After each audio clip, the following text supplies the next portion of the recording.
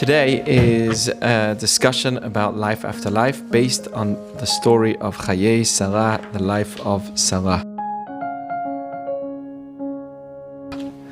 So I want to start off giving two parables, different parables, in regards to life after life. I'm sure you might have heard of one or two of them because they've been going around over social media in the past. But I know of a rabbi who gives over this message, and it's beautiful. So the famous story is of twins that were arguing in the mother's womb, and one was saying, I believe that one day we're going to come out of here. It's beautiful and warm and cozy, but I actually believe that one day we're all going to leave here. Me and you, we're going to leave this place, and we're going to go into a different world. And there was the other baby that didn't believe. One was a believer, one wasn't. And the baby that didn't believe kept saying, no way, we're not going to leave this place. How can we? And the believer says, yes, not only are we going to leave this place, we're going to enter a new world. We're going to see things. We're going to see light, color. We're going to see beauty. We're going to see other people, not just us two. We're actually going to leave this thing. You see this big thing in our face called the umbilical cord? We're going to leave that, drop it off. What do you mean? The atheist says. How can that be? That's the source of our living. That umbilical cord, without it, I can't live. What do you mean? You're crazy. And for 9 months, this argument keeps going. And as they grow, the believer says, see, I'm growing. I'm getting bigger. I'm getting fuller. We are going to get out of this thing. And the atheist says, we're not going to get out. The more we're growing, the more we need. And we rely on that umbilical cord. There's no way that we can get out of it. And then comes the moment of pressure, the moment of age. And there's a lot of pressure going on. And all of a sudden, baby believer disappears. And the non-believing baby's like, what's going on? What happened? Where did she go? I don't understand. And then within no time, the baby non-believer also comes out and enters the hospital room and sees many people looking over her. And for the first time opens her mouth and starts crying and speaking and is able to breathe from their mouth, because till now they weren't breathing from their mouth. And everything that was told to them was really true. That is the story of us, all of us in this world, where we get brought into this world and we say, I'm in here forever. This is the goal, this is the purpose, this place. And then there are some that say, no, there's actually a bigger story than this place. There's another whole world. And this is, whilst it's nice and comfortable and warm, sometimes, as time gets on, it gets less comfortable here. As we get older, it gets less comfortable. And eventually, we're going to leave this dark place, and the place that we're going to go to is much better. What do you mean? The other person will say, but I have a heart, and without my heart, I don't exist. I have a brain. Without my brain, I don't exist. My conscience is my thoughts. I am nothing without my brain, and I'm nothing without my heart. And the other one saying, listen, mark my words. Everything that we do in this world is only a little part to the world to come. There's much more in the world to come. And that's the argument. But we don't just have a nice argument. We have all the documents with us. You see, baby believer was saying that story not because he believes, because we know. We have documented exactly details of what happens to a person as they leave their body. Exactly details of how and what the process is, and of what the world to come is, and what the experience. We know all the details, and they have been proven scientifically. So we're going to be speaking about that. Another example, similar to this story, is the example of the caterpillar. Two little caterpillars crawling on the floor. What do they see? All they see is dust, nothing else. Crawling on the floor, and there's believer caterpillar. And then there's atheist caterpillar. And believer caterpillar saying, listen, all this pain that we're going through on this earth is it's not forever. And as we get older, we're going to start releasing our shells, removing from our shells. We'll start deteriorating into something very, very small and insignificant. We are already small, but even smaller. And eventually we'll lose everything, and there'll only be a tiny speck of us that will remain. And from that speck, we'll start being able to leave the dirt. We'll be able to rise above the dirt. And atheist butterfly says, not butterfly yet, atheist caterpillar says, what are you talking about? Earth is all we got. This is what we eat. Everywhere I go, it's in my face. This is everything. There's nothing else. What do you mean there's going to be much more? There's nothing more than earth. It's the most beautiful thing ever. Do I need more? And this argument goes on and on and on until believer caterpillar disintegrates and all of a sudden disappears. And the other caterpillar is looking and saying, what's going on? Where are you? And he sees like there's just bits left of the shell of the caterpillar. I don't know exactly how the transformation goes, but it's really fascinating. And there's just like shells left, but where are you? I don't understand. And then all of a sudden he goes through tremendous pain, that pain of transformation. And he's like, this is what is going on? And eventually after all this pain and the transformation, he can start to fly. And he's starting to go above earth, above the dust. And suddenly there's this view. It's like going on the plane for the first time. And you're like, whoa, I've seen it with my kids going on a plane for the first time. Their reaction is like, wow, all the cars are so small. And everything's so big. And it's amazing. You see the grand picture of the world. And eventually that's what happens to the butterfly. Comes this gorgeous existence and enters a whole new world. And that's exactly how it is according to Judaism for us. This world of pain and suffering, of what seems to be pain and suffering, is not the way that God wants us to be. Meaning, wants us to go through it to grow, but it's all to be a butterfly at the end. That's the aim. We go through it in order to grow, but it's all so that we can actually be that born child that comes out of it at the end. And just like with the fetus, that's the period before the birth into this world. So to this world is like the pregnancy towards the world to come. And that's what we're in. We are all a fetus right now in terms of spirituality. And there's a much better world out there than this one. So that's what this Torah's portion's about. What's it called? Chayei Sarah. The life of Sarah. Wait a second. The life of Sarah? She dies. And you call it the life of Sarah? This book should be called The Death of Sarah. Sarah was the wife of Abraham Avinu. Should have been called The Death of Sarah. How many verses in the Torah is communicating about creation of the universe? If you look at the Torah at the beginning, in Bereshit, creation itself is 31 verses, just about creating the universe. That's small. Burying Sarah imeinu, the burial process of Sarah. How many verses is that? Not more, but it's a lot. It's 17 psukim. 17 different verses all about the burial of Sarah imeinu.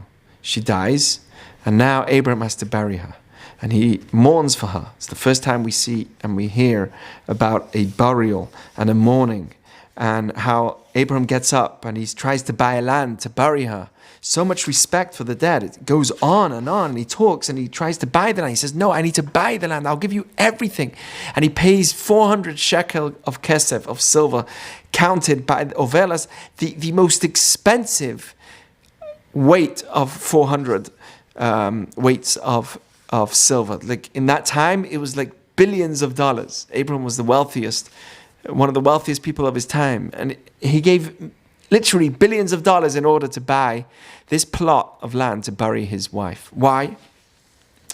Because life, according to Judaism, just like the butterfly and the baby, only begins after the birth. Life doesn't begin before. So too with the Chayei Sarah, with the story of Chayei Sarah, the life of Sarah. Her life really, yes, through this world, we achieve and we decide what kind of life we're going to have in the world to come. But it's in this world that Sarah imeinu isn't yet called alive. It's only when she finishes being in this world, that's when she's called the life of Sarah. That's why it's called Chayei Sarah, the life of Sarah, not the death of Sarah. It says, Vayu Chayei Sarah, her life was 100 years, 20 years, 7 years. These were the years of Sarah. Life for the righteous, it says, Zechet Tzadik Livracha. It says that righteous people, their death, they are much greater in their death than in their lifetime. We just unfortunately see and hear of the passing of this week two very, very prominent rabbis in the religious community, some of the greatest that we have in our generation. Rabbi Sachs, Rabbi Feinstein, Rabbi David Feinstein, some really holy rabbis. Just Rabbi David Feinstein, who just passed away as well this week, they asked some of the greatest rabbis in the Orthodox community, if you were to go back in time and choose 3 people to host for Shabbat, who would you? Who would you host? So everyone said a different answer, and good ones. So one said, I'll invite my wife and my children, because that's all that matters. Everyone had another answer. One said Abraham, one said Moses. Rabbi David Feinstein said, I'll invite 3 poor people. Out of the entire history of all the people in the Jewish people, I'll do what God requires of me, not to endure some kind of fame by having Moses sitting on my table.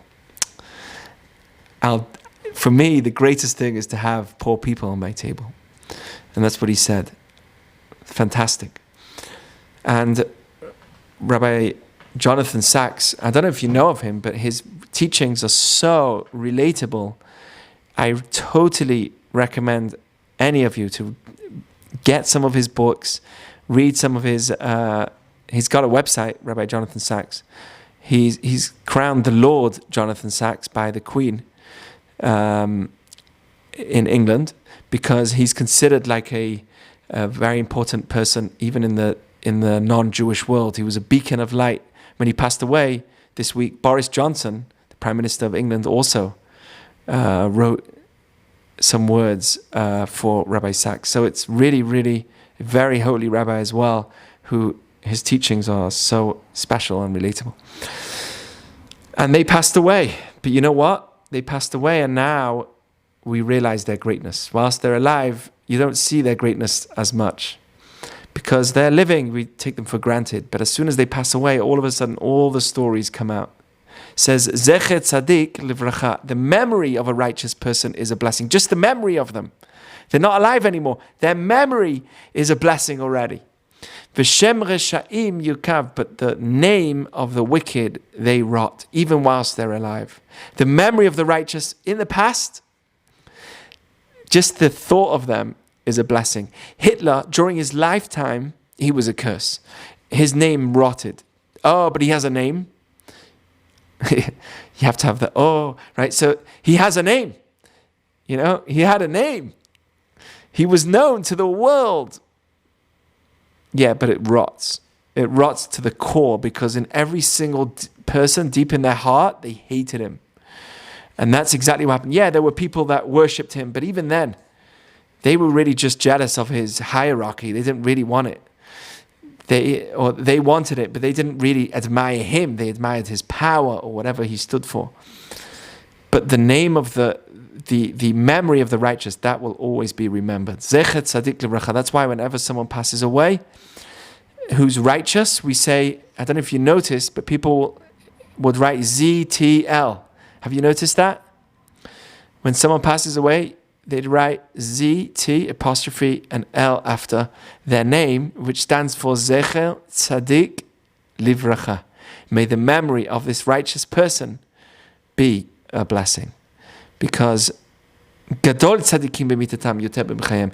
Greater are people that are that pass away than even in their lifetime, because their values and their teachings go further and further. I heard a great quote from Rabbi Jonathan Sachs. He said like this.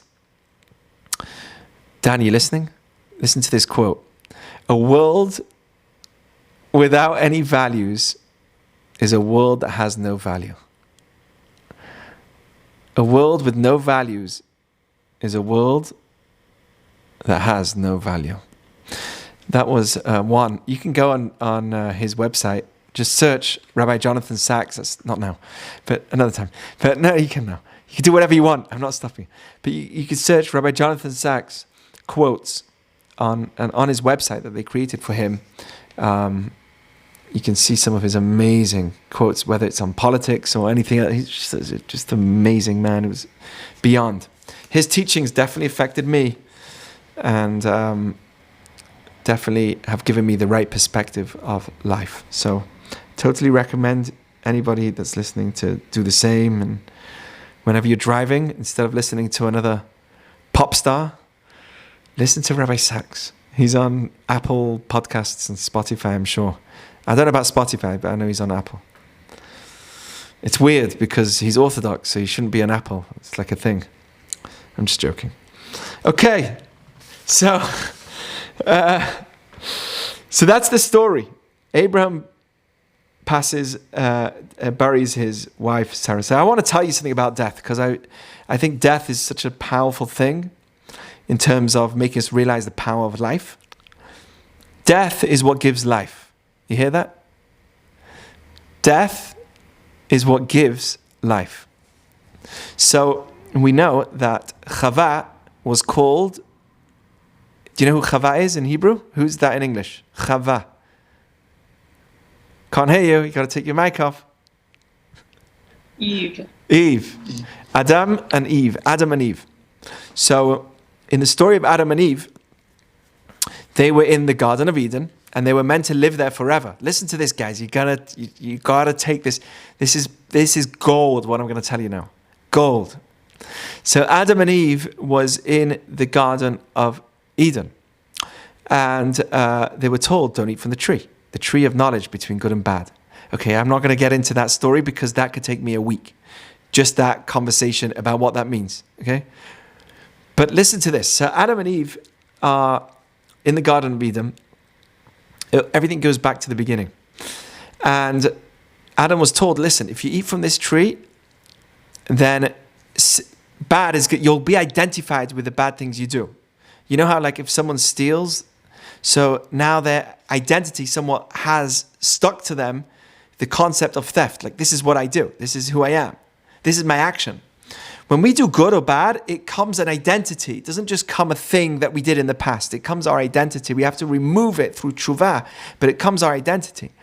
So what happened was that God says, hey, Adam, if you eat from the tree, you're going to die. And the snake convinced Chava to eat from the tree. And Chava says, hey, wait a second. I'm going to be thrown out of Eden without my husband. I need him with me. So she convinces Adam to eat from the tree as well.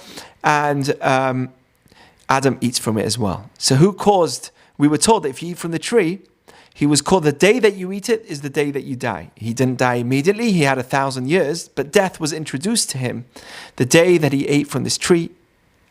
Whatever. If this is too much for you, it's fine. I'll talk about it another time. But that's what happened. He was told the day that you eat from this is the day that you die.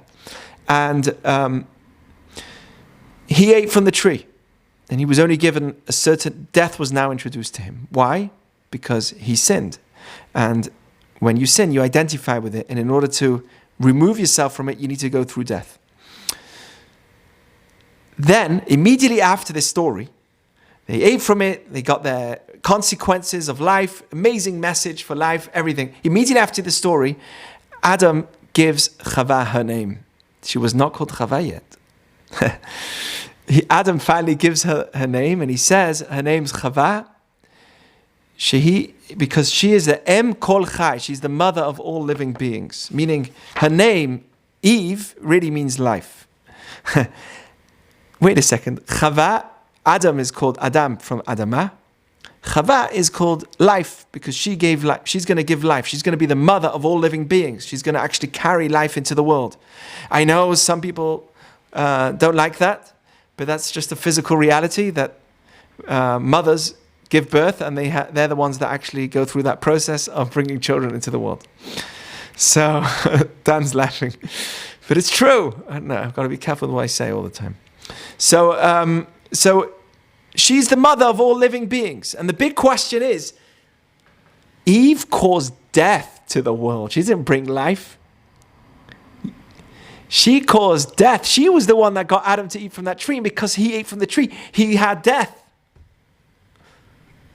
That's the big question.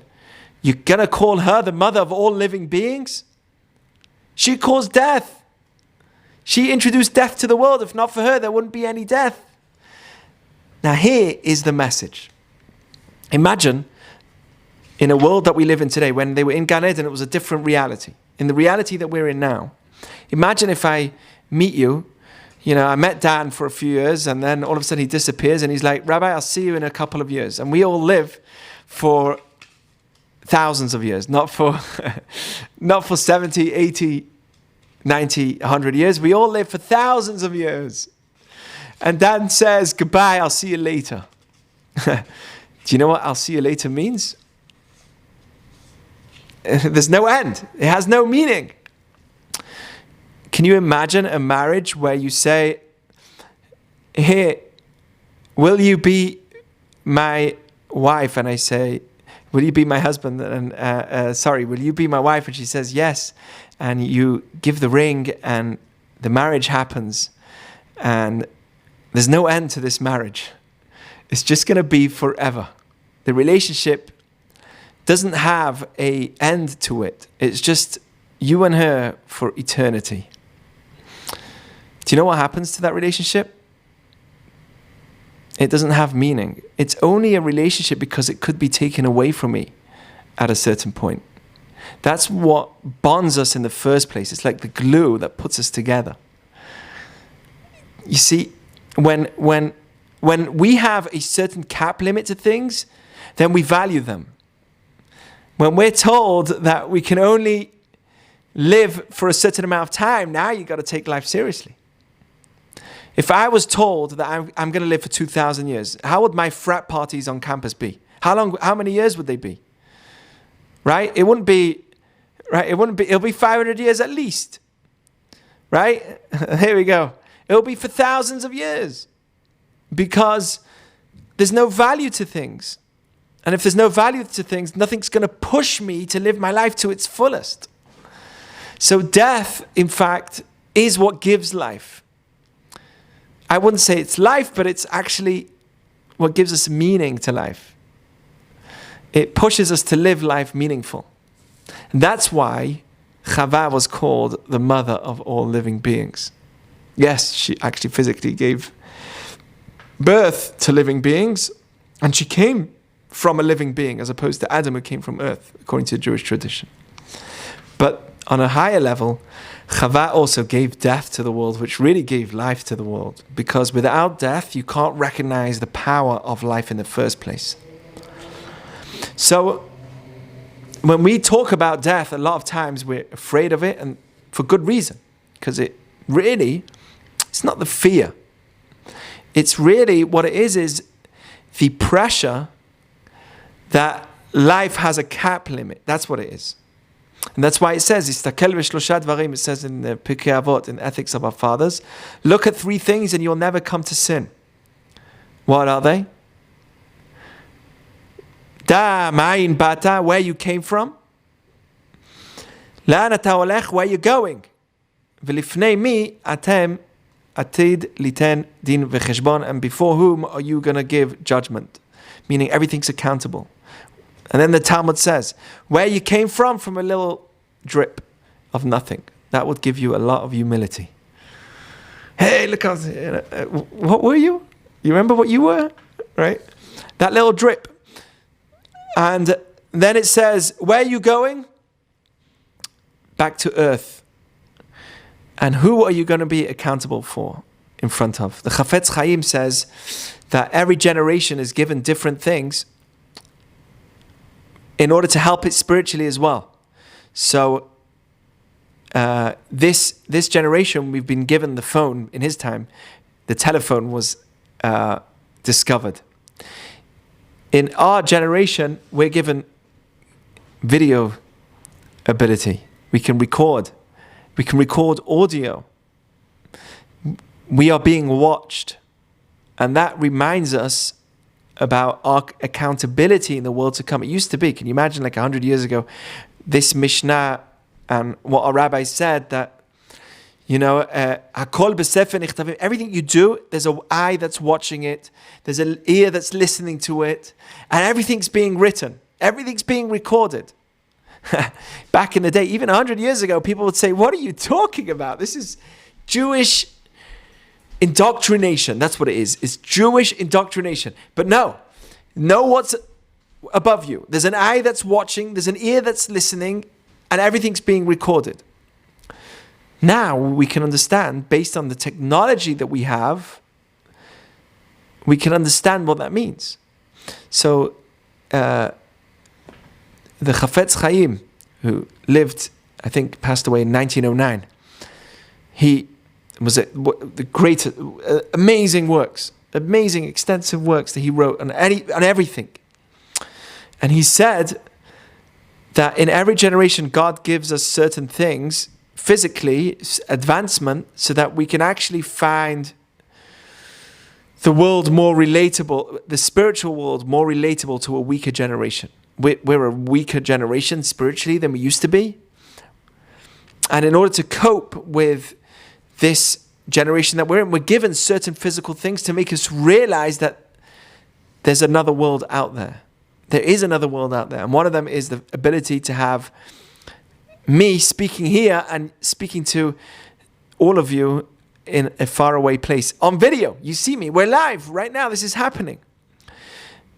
That's all a message to us that we should internalize, that everything in this world is actually being accounted for. No way.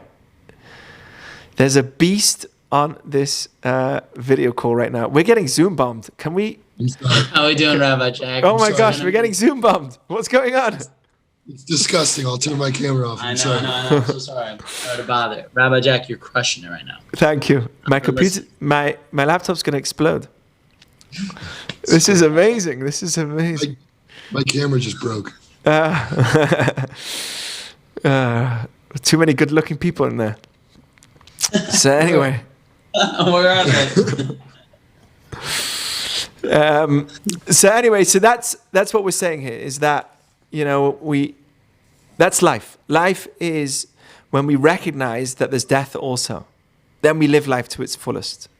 When we recognize that in just one instant, somebody can pass away, like a friend of mine when he was 20. Just like that. He had a tumor in his brain. Everyone was told he's gone to the hospital. Something happened, and then he was gone. Everyone was shocked. It says that Yetzer Adam ra mine'urav. The inclination of a person is bad from when he's young. Your inclination is bad from when you're young. That's what the Torah says after Hashem brought the flood. So he says, Yetzer Adam ra mine'urav. Mankind is bad when he's young, because he always says, I have another many years left. Now be young, be merry. I have many years in my life to live. And as a person gets older each year, you wake up further in recognizing, hey, wait a second, there's more to this world. It can't be that this is just it. There must be more.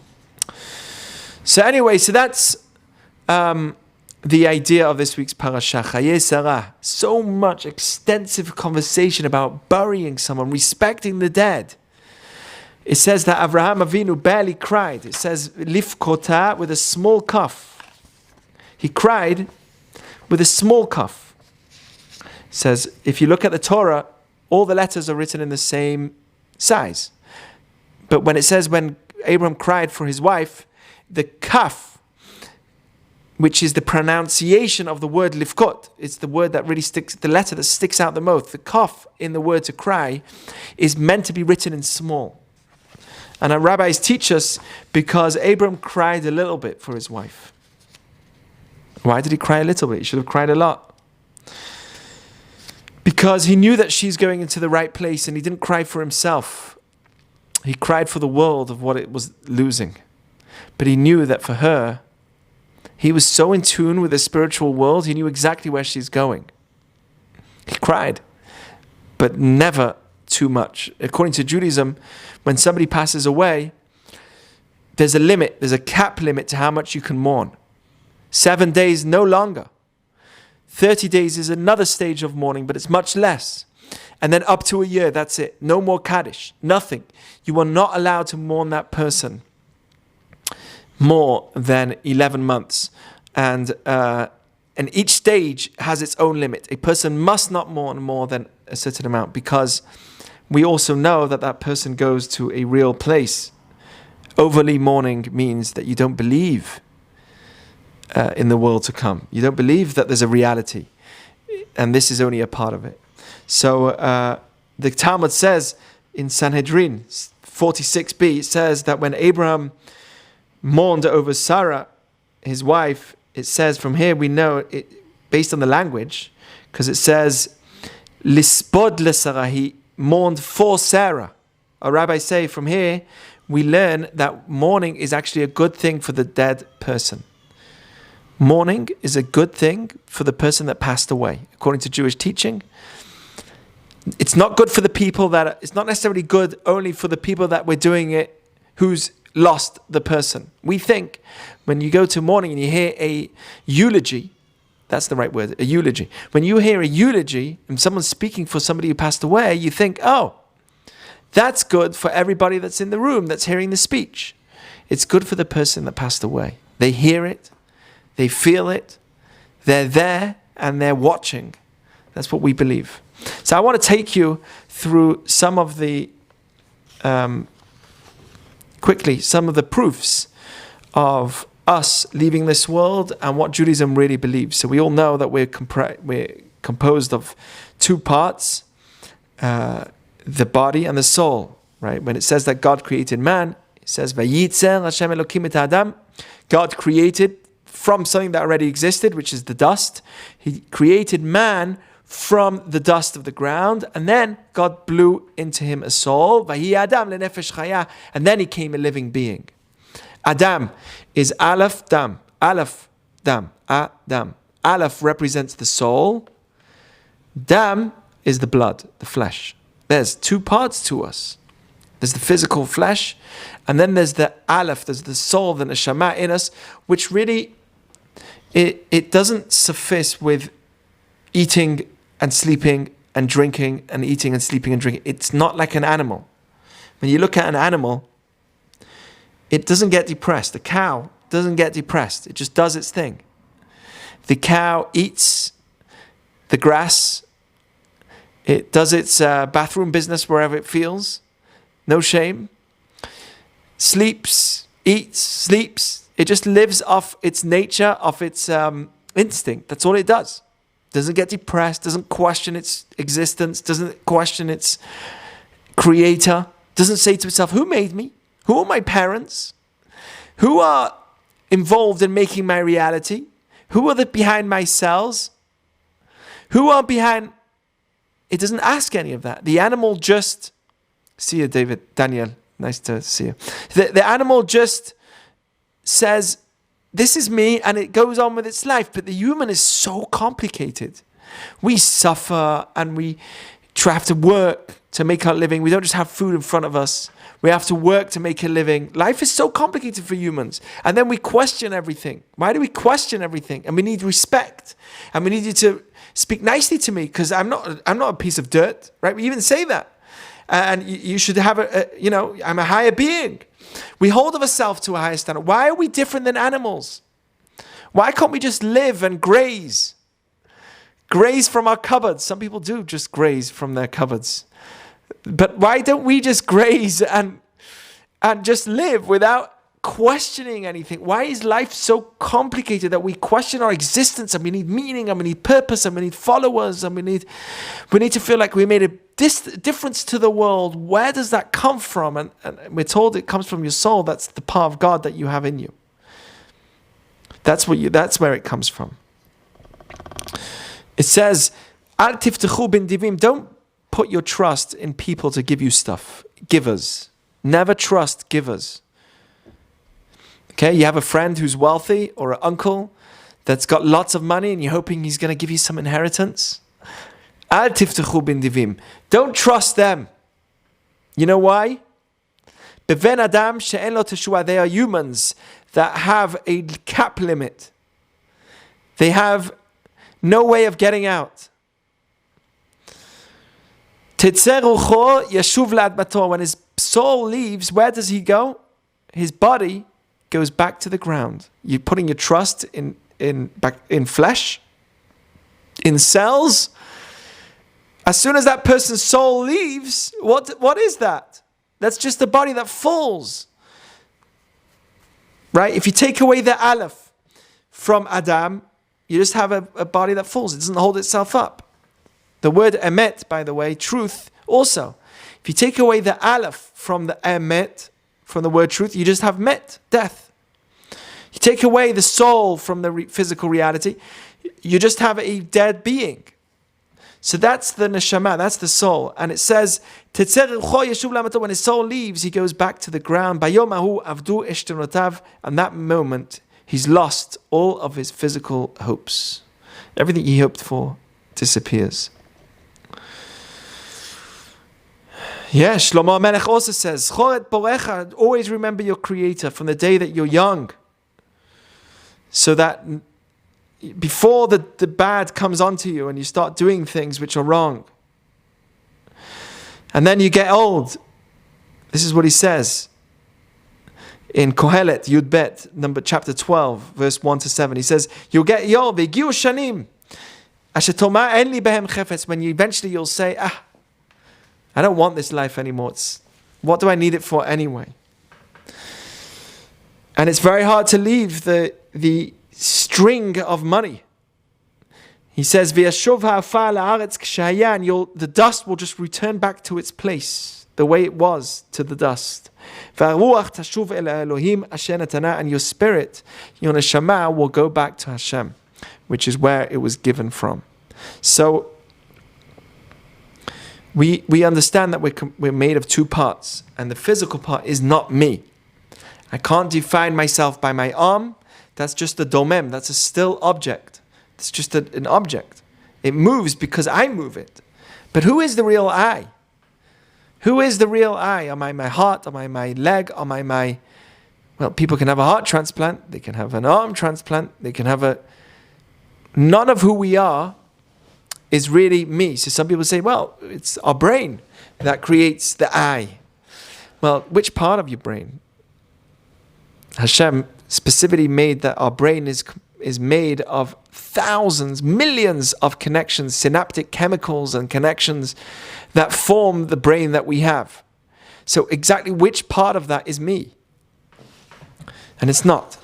So this is a real thing. There's something called NDEs. Apparently, I don't know exactly the number. Let me just check, because how many people have an NDE every year? It's mind-blowing. Let me just check. How many? You can't trust Google either. Definitely can't trust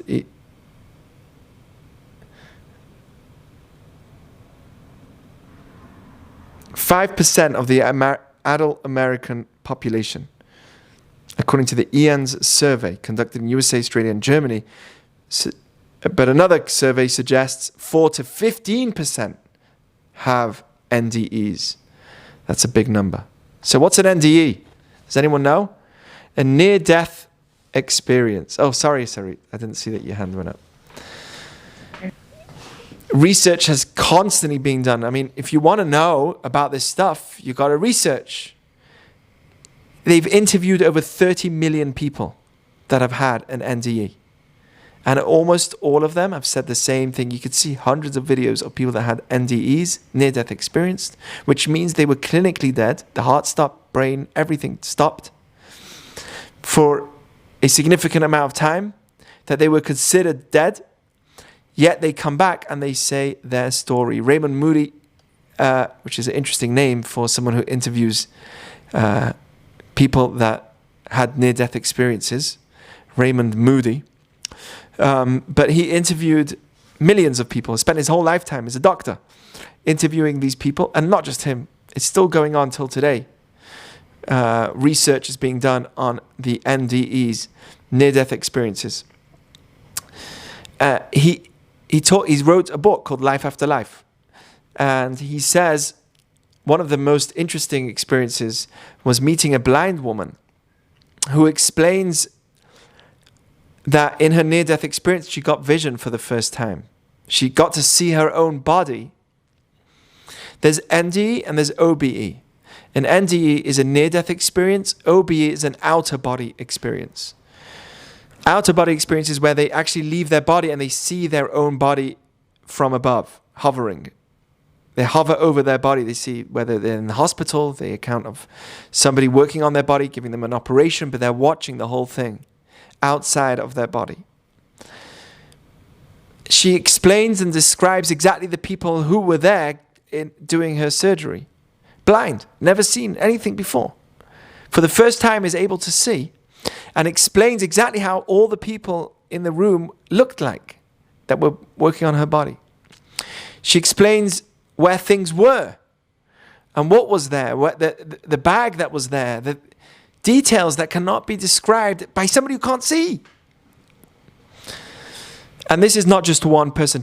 That was a specific case of a blind person, but of many people that were completely considered clinically dead.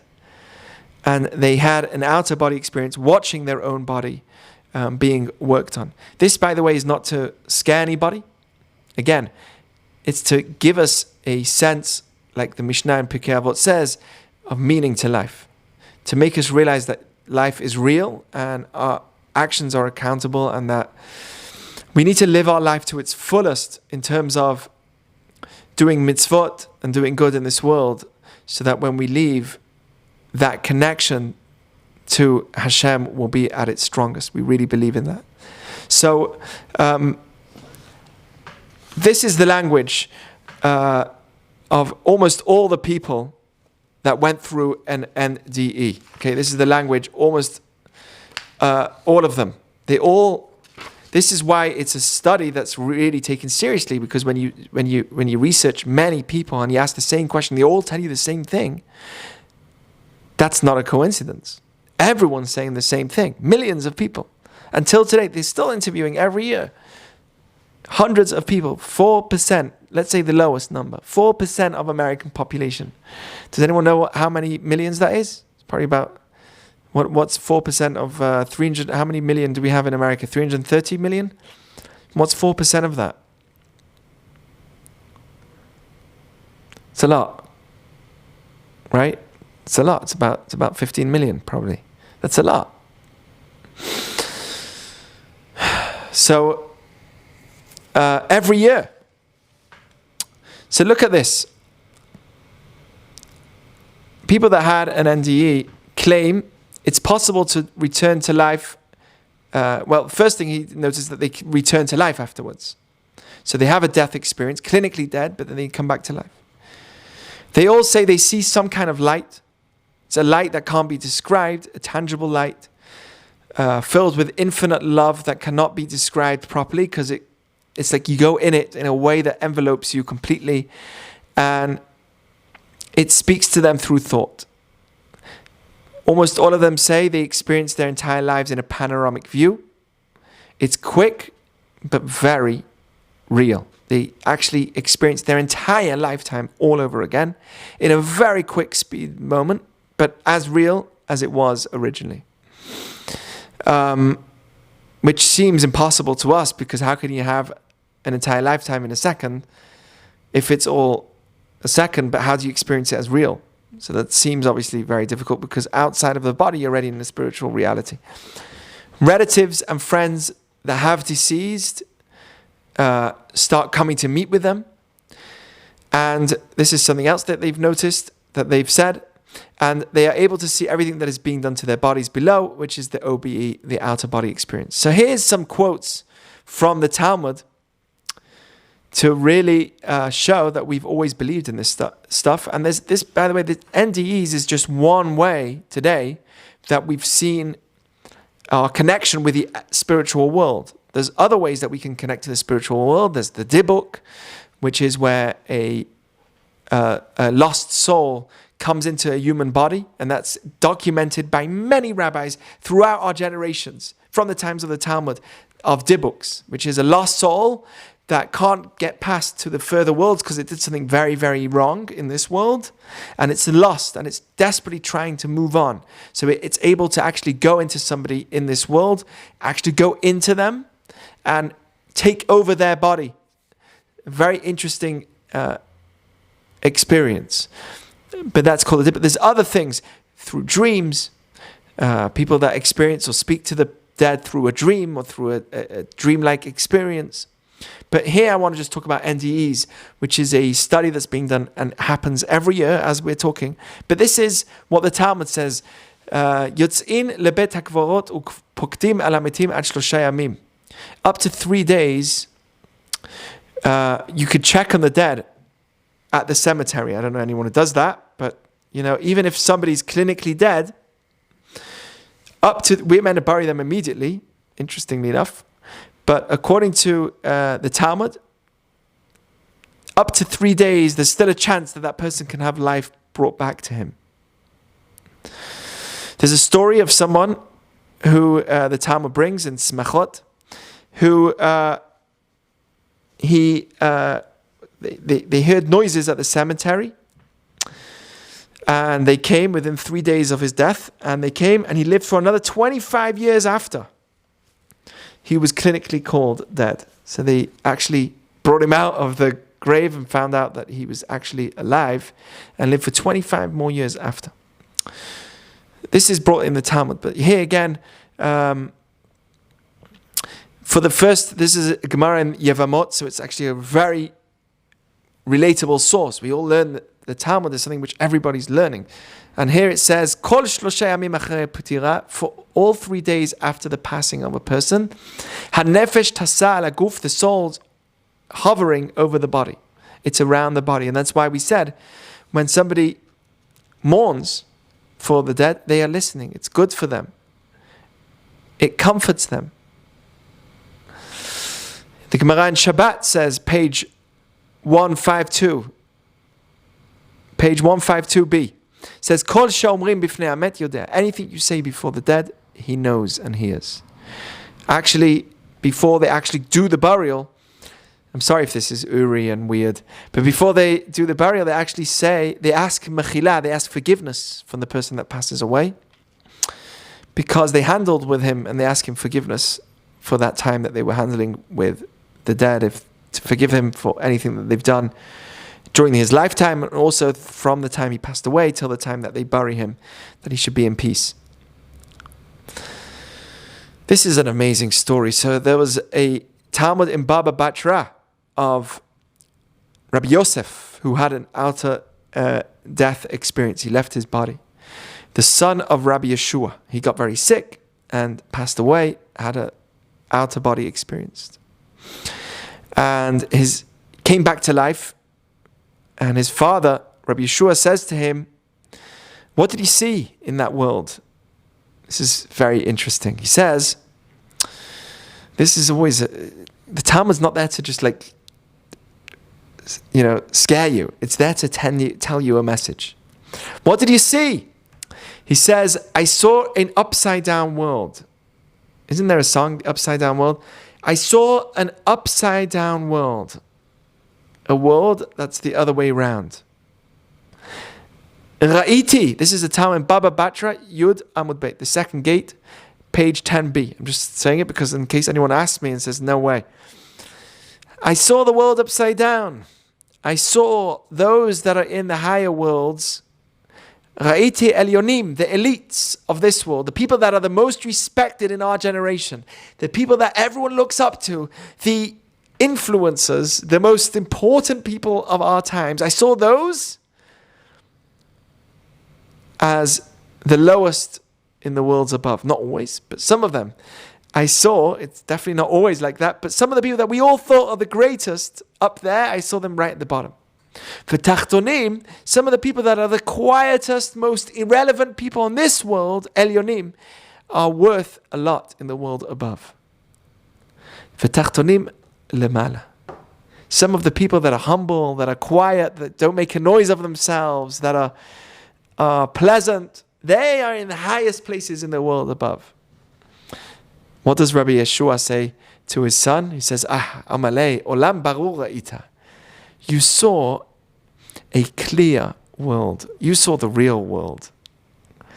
Because the Talmud calls this world al medrashic, a world of lies. Who do we worship? Somebody who has more followers? As opposed to somebody who's humble? Or somebody that's been kind quietly? Or somebody that's put up with a life of challenges in a silent way? Who do you think should be valued more? In this world, it doesn't go like that. We only value the noise. The ones that can make the best movie or make everyone laugh on everybody else's expense. The comedian that makes good jokes but brings somebody else down, you know? Those are the people we look up to. The movie stars that can act well in a movie and show themselves more to everybody. They are valuable.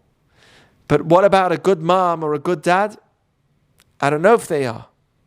And the good dads and the good moms that are going through day after day, grinding as, the middle class, like we call them, they're grinding their life day after day to survive and feed their family, and they come home from work. They're the heroes. We don't know who's a hero. One thing's for sure. The people that we value as everything in this world, they are nothing in the world above. Not always. Sometimes they are everything as well in the world above. Don't get me wrong. But many people that we think are everything in this world are considered as tachtonim in the worlds above. And what does Rabbi Yeshua say back? You saw a real world. This is so crucial to our faith. I have to believe, this has to be your faith. This has to be. I believe fully that good prevails. Not in this world, but good prevails as a whole. Because if not, I'm going to be despondent. I'm going to not put my effort into being good. I'll say, why not? Cheat, steal, as long as I make it and survive. Because that's the rat race. I need to cheat and steal so I can at least be successful. And what do we need to remember? That it's not necessarily those that made hundreds of billions of dollars through different companies that we should be jealous of and hoping to be like. Because we don't know what happens in the world. One thing's for sure. Goodness is not judged by how much money or fame you've got. That just means you have money and fame. It doesn't mean spiritually anything. And that has to be a faith and a belief deep within you. That this is true. That there's tzedek, there's justice, and those that are really good and go through this world, because not all of us are going to come famous stars and have massive popularity and have tons of money without having to work. Most people work and go through a challenging life. For all of us, that's how it is. There's only a small amount that are the dream people that we all dream of. And then when you see their life, you're like, do I really need it? Was it really worth it? Probably not. The whole world's after them for their money. So that's what it says here. That world is the true world. Barur ra'ita, you see the real world. And that's what we need to be. That's why this understanding that life after death is something that I need to study to its core. Watch about NDEs. Learn about the experience. By the way, anyone who had an NDE, almost all of them said they're not afraid of death anymore, and it's the best experience they ever had. Anybody who had a near-death experience says they're at peace, they're a better person than they've ever been, and they are happy of their experience, and they're not afraid of death. It's mind-blowing. But we've got it all written down to the T. There's so much more here, but the fact that they see a great light is something that we're taught. The Zohar, Kabbalah says, the moment that a person dies, the day he leaves this world, he can start seeing things he can never see before. His vision is, there's a great quote. If you want to see something, you open your eyes. You open your eyes. You can't see if you close them. If you want to see far, you start squinting your eyes. You go like this. You want to see very far. This is the Rebbe of Breslov, Rabbi Nachman. He says, if you want to see far, squint your eyes. But if you want to see beyond your vision, close your eyes. If you want to see beyond your own vision, close your eyes. When a person's outside of physical reality, your vision's given much more. That's what the Zohar says. The moment that you die is the moment you see something completely different. Sefer Yashar. Va'olam haba hu rachav. I think this is from Shah Yudaled of Rabbeinu Tam, a very holy Rishon. He says, this world to come is vast. Belok tzavot, it has no ends. Orag gdola shelo tedameh. A light that cannot be compared to. A great light that can never be understood. Lo ha'olam hazeh. In comparison to the light of this world. At the moment a person, Yalkut Shimoni, Medrash says, the moment that a person leaves this world is the moment that he visits and sees God. When a person leaves this world, it says by Moses, he says to Hashem, please let me see you properly. Hashem says, Lo yir'eni adam v'cha, you can't be human and see me. A human being can't see me and live. Our rabbis say, yes, true, whilst you're living, you can't see. But the moment a person dies, that's when you have an out-of-body experience. In the Sifri, a Midrash, it says, this is about the fact that they see their entire life in front of them. The moment that a person dies from this world, leaves this world. By the way, patur means exempt. You're exempt from working on yourself. Once a person leaves, there's no more challenges. You're done. You are you without your body. There's no more working on it. You're exempt from required to be a good person, bad, but you just are.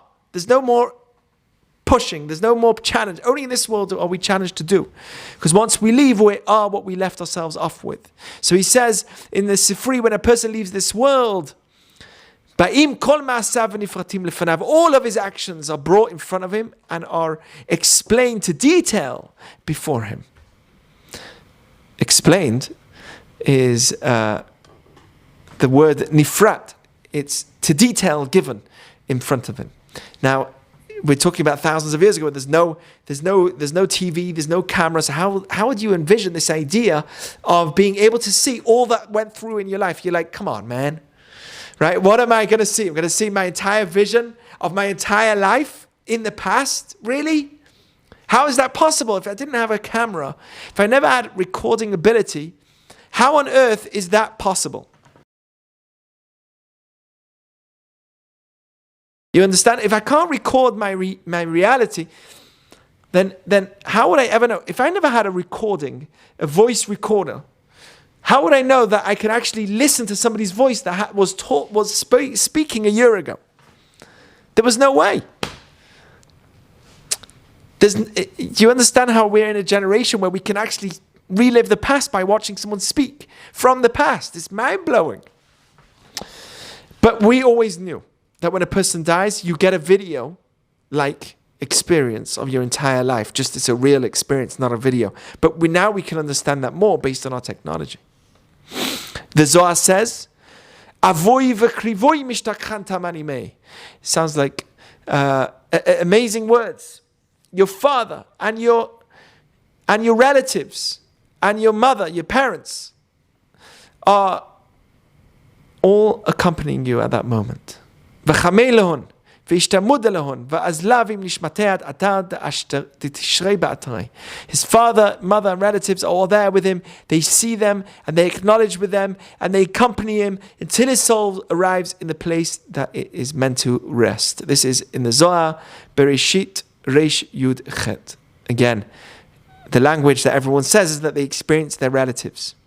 It's too much to say. I mean, I have papers and papers and papers of quotes of what happens and the experience. And we're only talking about the NDE, which is taught in Judaism, that we have written down already, but have been recorded in modern times because of our ability to interview and record and listen to millions of people around the world.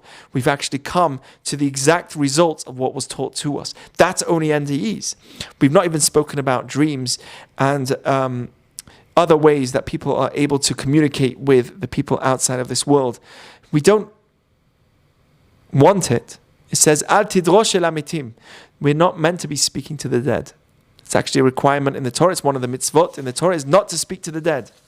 You're not meant to use witchcraft or any other kind of works that what seances, don't know if you know what that is, the budgie board or whatever it's called, where they are able to use their energy from their finger and connect to the dead. It's not good. We're forbidden, not allowed to do that. What we're meant to do is live in this world and do as much as we can in this world for God. Meaning, this world is where we can grow, where we can become, where we can do. Because once we leave this world, there's no more choice. Choice is only here. Where we have the ability, the hiddenness of Hashem, and we have the ability to choose between good and bad through our bodies. Only in this world can we choose. But once we leave that, then there is nothing left for us to do. We experience our own existence, and that's it. Okay, I hope that was comforting as opposed to being the opposite. This is meant to make us realize that life really is real and it has a real purpose to it. And it's not just a phase or a moment that will come and go. It's a reality. So, wish you all the best. Thank you for coming and listening.